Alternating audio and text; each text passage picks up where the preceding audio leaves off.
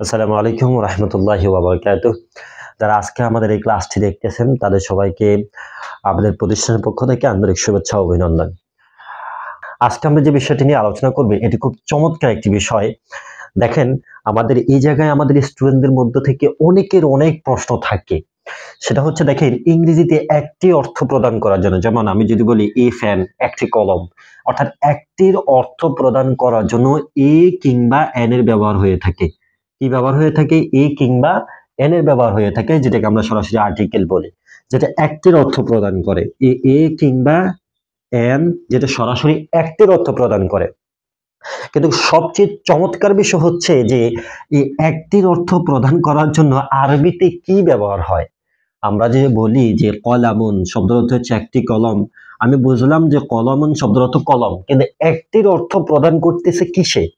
এই প্রশ্নটা আমি যখন আরবি পড়তেছিলাম, যখন আমি নতুন অবস্থায় ছিলাম, তখন আমার মধ্যে ঠিক এই প্রশ্নটা ছিল যে কলামুন শব্দের অর্থ বুঝলাম কলম, কিন্তু একটির অর্থ প্রদান করতেছে আসলে কিসে। তা আজকে আমরা আরবির সেই বিষয়টা নিয়ে জানবো যে আসলে একটির অর্থ প্রদান করে আরবিতে কিসে। দেখেন, মনোযোগ দেন, খুব চমৎকার একটি ক্লাস। দেখেন, ইংরেজিতে এ কিংবা এন এর অর্থ প্রদান করার জন্য, একটির অর্থ প্রদান করার জন্য এ কিংবা এন ব্যবহৃত হয়।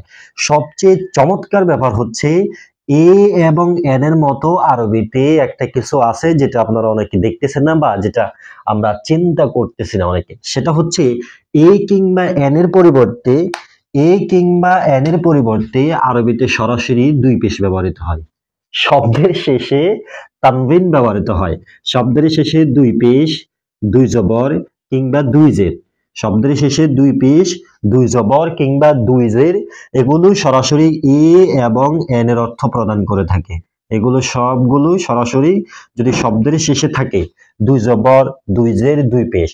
যদি শব্দের শেষে দুই জবর, দুই জের, দুই পেশ, এক কথায় যদি তানবিন থাকে, তাহলে সেটা আরবিতে একটির অর্থ প্রদান করে। ঠিক তেমনি ভাবে আমরা বলতেছি যে কলামুন শব্দের অর্থ দেখেন কি, কলামুন শব্দের শেষে কিন্তু দুই পেশ আছে, মিমের উপর দুই পেশ আছে, তানবিন আছে, এই কারণে আমরা একটি কলম বলতেছি। কথাটা বোঝা গেছে?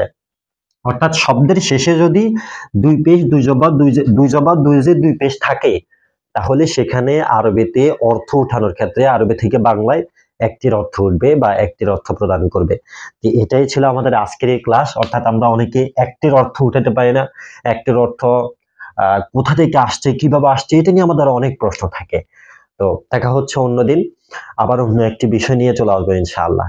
ততদূর পর্যন্ত সবাই ভালো থাকে, সুস্থ থাকে। আর হ্যাঁ, সর্বশেষ যেটা, অবশ্যই ভিডিওটি দেখার পর একটা লাইক দিয়ে যাবেন এবং সেটা অন্যের নিকট শেয়ার করার সর্বোচ্চ চেষ্টা করবেন। ওয়াসসালামু আলাইকুম ওয়া রাহমাতুল্লাহি ওয়া বারাকাতুহু।